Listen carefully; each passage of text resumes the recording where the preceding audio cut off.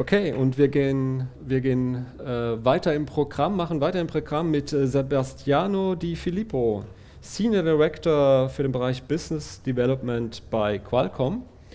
And he will also be speaking in English. And his topic is Connected Intelligent Edge, Unlocking 5G Capabilities for Industrial IoT. Okay, stage is yours. Very good, thank you very much. Can you hear me? Yeah. Okay. So I will be talking today, not much too detailed discussion this is going to be. It will be a bit more about the perspective of 5G, the perspective of the adoption of 5G, perspective of how 5G can unlock new use cases. And there will be a strong focus on edge, artificial intelligence, which way those capabilities can leverage 5G in the context of industrial automation as well. So very quickly on Qualcomm. Qualcomm is an ITC company. We were talking before about ITC versus OT. We are an ITC company, a silicon company developing the leader of development of wireless technology, one of the major contributors to the development of 5G standard. So we were instrumental with our inventions to accelerate transition from analog to digital, and then transition from standard compute through desktop machines to mobile compute, because smartphones are mobile computers. And now the focus on the company is transforming industries and potentially connecting everything virtually to create the value that even the OT industry is looking for when it comes to digitalization. The way we do that is through heavy investment. So this is a public number. We have a cumulative investment of close to $80 billion in the last 35 years, developing new technologies, and in particular wireless one.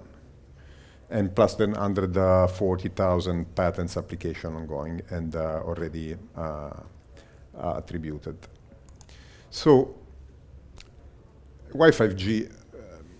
I believe you know a lot of things about 5G and probably want to understand how the very specific things of 5G will materialize in something that the OT industry can really leverage to implement the full-blown picture.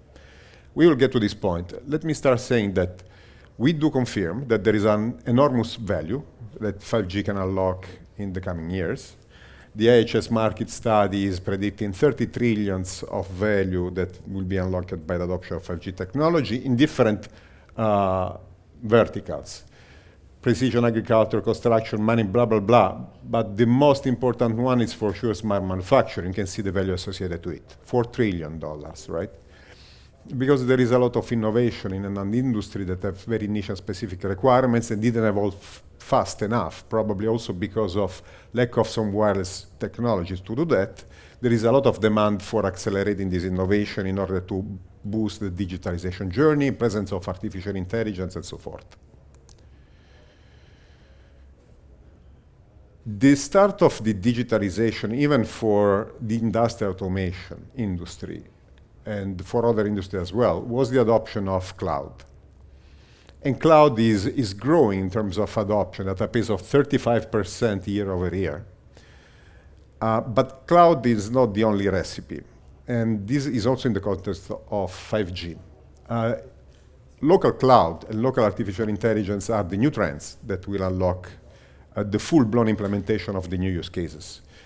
Someone is predicting that by 2025, 64% of data and intelligent functions will be implemented on-prem. So not just the remote cloud. And this is very important for a reason that we'll explain in the next slide.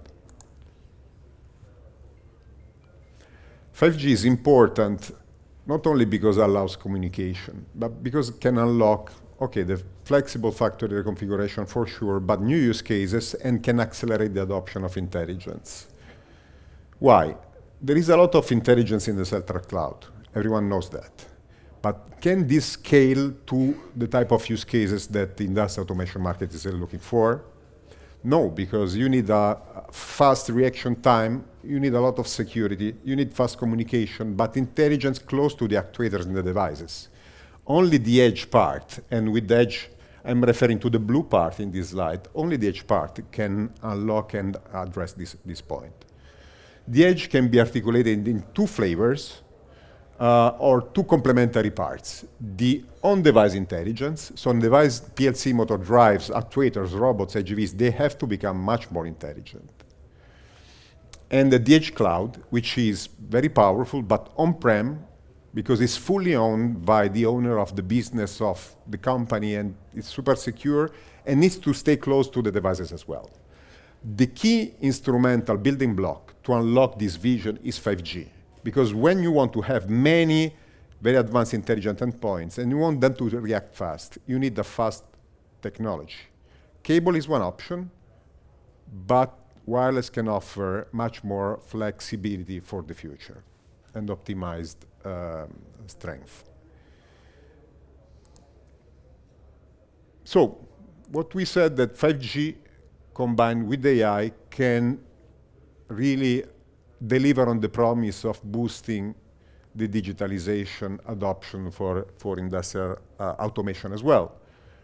Why? Because AI, everyone knows about that. Contextual awareness for new intelligent tasks to be implemented directly in the machines on the edge boxes. Personalization of tasks, much more flexibility. Intelligence, intuitive reaction and decisions on the device itself.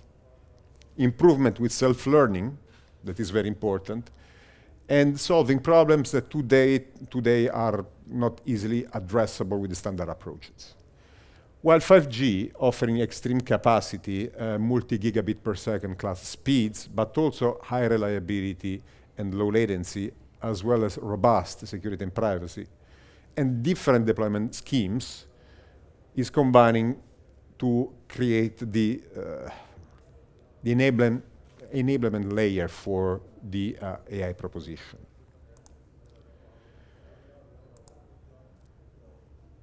So we talk about 5G, and there are no limits to the ability of 5G technology to serve different verticals and use cases. We are mentioning some of them, but there are no limits. The 5G technology has been invented. When we are talking before about the link between the OT and the ITC industry, but the link is now established. 3GPP, the entity developing the 5G technology, is including development of specs and capabilities for the 5G system that are inherited from inputs from the OT world in order to interconnect the two systems, right? The TSN support is one of the things that 3GPP is specifying in order to allow the 5G ecosystem and environment to interoperate with the legacy environment. I will touch base on some examples or view on how the 5G for those use cases is going to look like. And is looking like, because some of these activities are starting. Sander from Siemens was talking about that before, and some of these use cases are already covered today. We are waiting for device in the coming months and years to augment ability to address use case, but this is ongoing. So for industrial automation and flexible factory configuration, which are the main building blocks? The private network, of course. Proliferation on cameras. Cameras today are already in the factories, in the warehouses, but we need many more cameras because cameras is the sensor for artificial intelligence. With Ultra HD intelligent cameras, you can do many things, from surveilling people, workforce, to geofence sensitive areas, but also to implement specific neural network algorithms for part inspection, for guiding robots, NGVs, and so forth. So you need to be able to connect as many cameras as possible. Then factory automation devices, robotic arms, AGVs, PLC motor drives, tracking system for objects. 5G technology can also track objects in different environments. HMI mobile interface, no longer with cables. The factory workers can carry an HMI device, interact with many machines. And edge boxes as well, a lot of sensors and edge boxes. Edge boxes are located close to the device for fast decision, part of a fast 5G network. Another attractive use case for 5G is smart warehouses, where everything has to be fast, everything has to be tracked, and there is a lot of intelligence for automated asset routing or for advanced capabilities to be implemented. Think about a warehouse where you need to track perishable items. You need to be fast enough and to detect if you are not fast enough. With 5G, with cameras, guiding AGVs, you can optimize and reduce the time to execution. And with 5G positioning, you can track everything, moving parts, parcels, boxes, everything, from the shelf to the shipment in the track. And this is another very attractive use case. And now we'll talk about the timeline for this capability to be implemented. The third one I want to mention is drones. There is a strong acceleration in demands for the use of drones in many different environments where sending people is not welcome or not possible at all, right? Think about public safety. There is fire. You want to figure out for search and rescue if there are people in an area that cannot be reached, or for smart agriculture, or for inspection of oil and gas, utilities, aeolic park as well as delivery.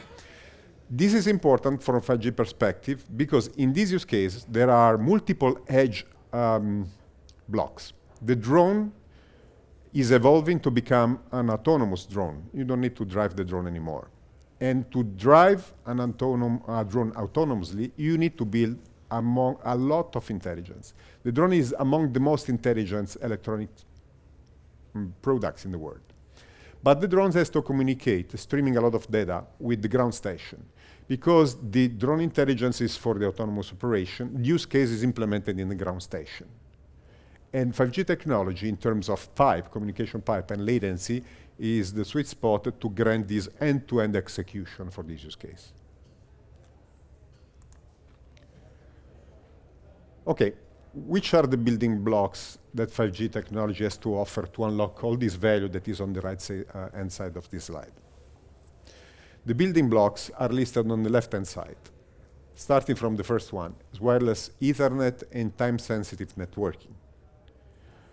The second one is carrier aggregation and dual connectivity for much more robust RF communication that is prerequisite also to keep high the level of robustness in the end-to-end device communication.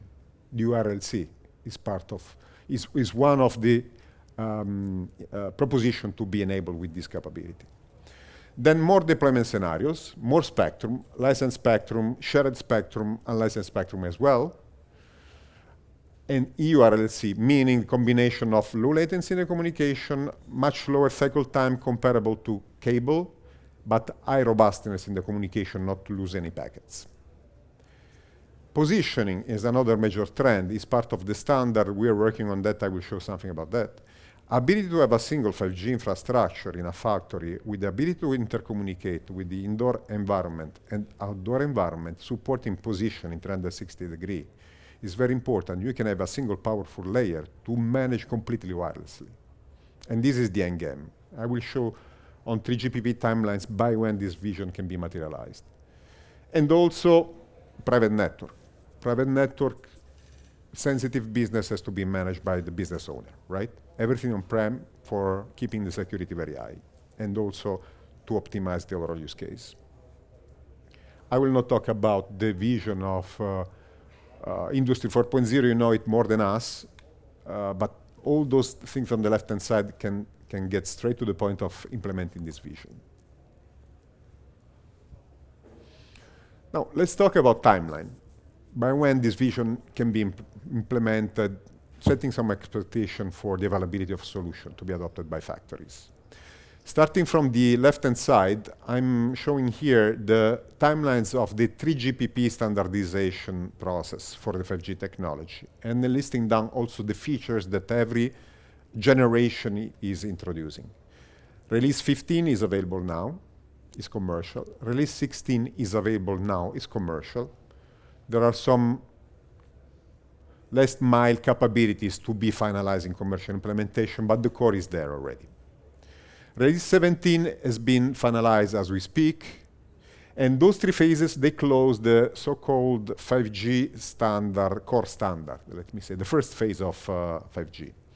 The next phase is starting now with Release 18, and is called 5G evolution. Now, what we can get today with the available version of the standard and commercial solution. Release 15 is very important because Release 15 is adding the support of EURLC, of private networks, also narrowband IoT Cat-M in 5G private networks for massive IoT, for augmenting the sensing capability of a system, adding many more sensors in a system. Release 17 is quite important, and this will be commercially available shortly on device and infrastructure. This is what we are working on right now, is adding very special things. Something called NR Light Thread Cap, which is the fissurized or more agile flavor of 5G, to serve many more products, also reducing the cost, but also supporting the capabilities that are enough to address the connectivity towards these sensors. Another important one to be mentioned is the improvement of the positioning, and I will share some data points on the capability of 5G system to support positioning with the 5G network. And also the support of non-terrestrial network. So 5G for massive IoT, for global tracking of goods, for example, is going also through satellite. And this has been standardized in Release 17, supporting sensor via satellite for regions where there is no connectivity. And Release 18 Plus is delivering on the vision of 5G Advanced. So I will be fast on this. We talked about private network. Private network are dedicated, on-prem, secure, because the cellular technology has been invented from the ground up to be the most secure wireless technology in the world.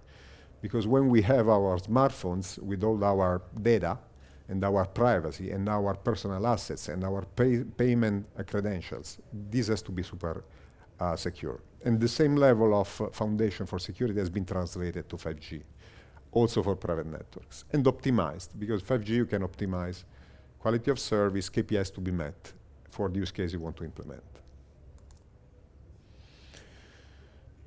And Spectrum. Spectrum is the other opportunity of 5G. Private networks, like in Germany, can be deployed leasing spectrum directly from the company. In many countries are following this path, and the number of countries that are allocating spectrum for private networks is increasing every quarter. So this is constantly updated. But there is also the option to work with operators getting a slice. However, the private network is much more indicated to address the stringent requirements of industrial automation, of course. I will skip this one as well. I want to show now a trial, an industrial setup that we build with one of the large relevant companies in this world in the context of industrial automation as well, or Industry 4.0. So we worked with, together with Bosch, Rexroth, implementing a factory setup with a 5G system supporting TSN. All the communication was on 5G. In this trial, we have cameras working on 5G. We have PLCs working on 5G. We have robotic arms and AGVs. All the system is orchestrated via 5G with TSN, supporting through cables some industrial protocols, but all the building blocks are interconnected via 5G technology. So the system is executing operations such as PLC, the core PLC is requesting via 5G TSN the camera to take picture, to inspect the picture. In real time, the picture is sent back to the PLC with an AI engine, and for inspection, the PLC is detecting whether the product is good enough or should be discarded, and then send back instruction to the robotic arm and to the AGV and to the conveyor belt to do the necessary operation to pick the product, put in the right place, or discard the product and send to the warehouse. These kind of things in a very fast way, right? With positioning as well. Everything was controlled by 5G positioning system. Some more details and discoveries and outcomes of this activity. You see the picture on the left-hand side and on the top. So we realized that with this system, the blue line is the time spent for the packets on a 5G network. The time spent on a 5G network is a very small portion of the entire cycle time. So 5G network can be fast, but also in terms of reliability. For this use case with TSN, no errored packets were discovered. So the entire operation was conducted in multiple iterations without any issues in terms of robustness of the communication. Remember the EURLC. So EURLC is doing exactly that. Wireless, complex technology to be managed, but with EURLC you can raise the bar of robustness in the communication, avoiding situations that will prevent the efficiency of the industrial process. But also on localization, I promised before to share data points. This is the graph of the performance of for the localization system in 5G with the current version. It's a release 16 version that we improved. But this is release 17 that will be available in months or not very far out. This will improve even further. So you can see the blue dots are the estimated position of the 5G system, and the black line is the real position of the AGV. So already right now in the first flavor of the Release 16 implementation for 5G positioning, you can see that we can get to an accuracy level that is on average around 20-25 centimeters. That for many use cases is already good. Probably for many other use cases more is needed, but this is also the objective of the evolution of the standard 5G systems. But this is a first ever implementation of a private network with TSN and positioning. So in terms of performance and KPIs, we are already going with the first instance of this implementation in the right direction.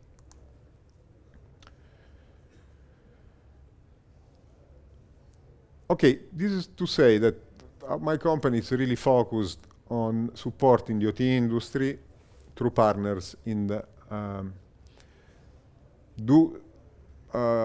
kick off the journey in the adoption of this complex technology. And in order to get there, what we are doing, we provide the technology and the chipset, but we have an ecosystem of hardware development partners. We have an ecosystem of OEMs, ODMs that are building modules, edge boxes, and solutions for that. And we are working with the entire value chain.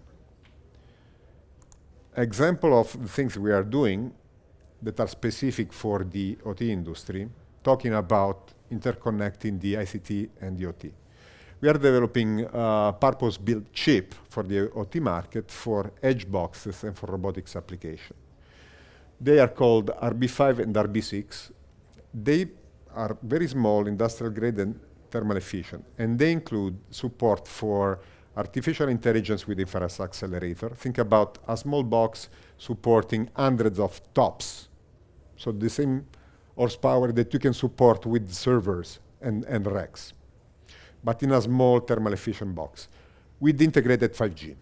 This is for building small edge boxes in the close to the device and actuators to build the AGVs, to build AMRs, robotic arms, and drones as well.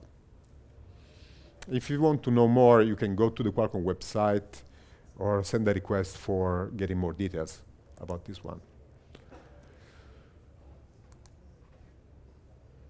And these are examples of the integration of AI support in those small components for the edge. So as you see, we can pre-integrate with partners already many neural networks for specific use cases, but there are standard frameworks that even your companies can use to program your specific use case, right? So this is the box I'm showing. Again, in a single box, you will get 5G connectivity, you will get hundreds of TOPS for AI, and you will get also the compute. Think about the possibility for this box to manage in parallel 24 cameras with 24 different neural networks that are executing 24 different use cases, right? Just to give you a sense of the horsepower. So I'm done. I wanted to show this journey on 5G. I wanted to explain our point of view and what we are doing, the perspective of the standardization and what we are doing in order to accelerate the adoption in the OT industry of the 5G technology to bring some benefit. Thank you very much.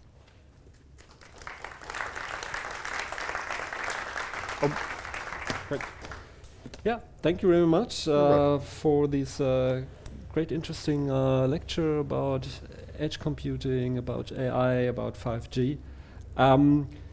We have one question from the audience at home or at the offices out there.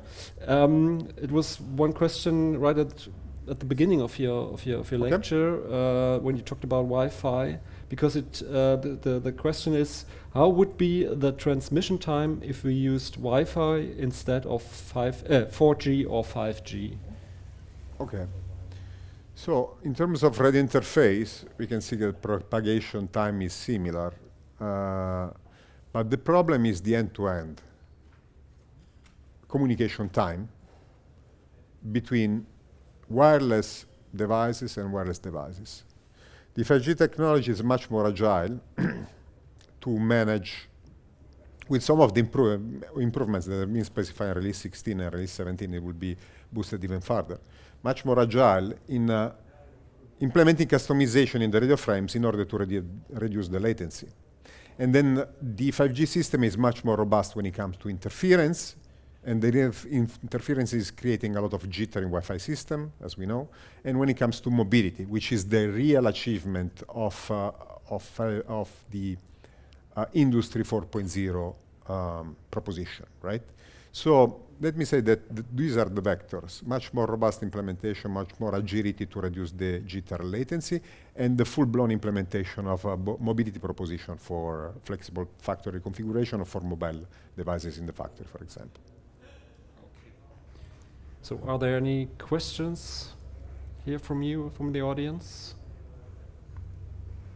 Okay, otherwise then... Oh yeah, there's... If you go to the mic, please, so then everyone can hear you. Just a very simple question. You mentioned some kind of dev kit, some robotics and so on. Is that release 15, 16, 17? Which features are there? Not TCP/IP, so not simple, just very in deep. Yep. This is a good question. Thank you very much. The current version is embedding 5G communication in the release 15. The version that is coming in a month or so will be embedding release 16. In terms of feature, there is no 5G localization as of yet, because we are going to launch in some time. We are start embedding in this solution eURLC as per release 16. So there will be software upgrades in the very same hardware solution that will be launched shortly that will start enabling components of the eURLC system to increase robustness in the industrial communication to reduce the latency. So it's a latest version of release 16, but for the OT industry, we will start adding components of the features that are relevant for the OT industry from now on, for the coming month. We have a plan that from now to the next 12 months, gradually we will be adding those features and start trying with partners how those features will benefit the OT use case. Okay. So, Sebastiano Di Filippo, thank you very much. Thank you very much. And if you have any further questions, I will stay around for a yes, while. right. Thank you very much. Thank you. Okay.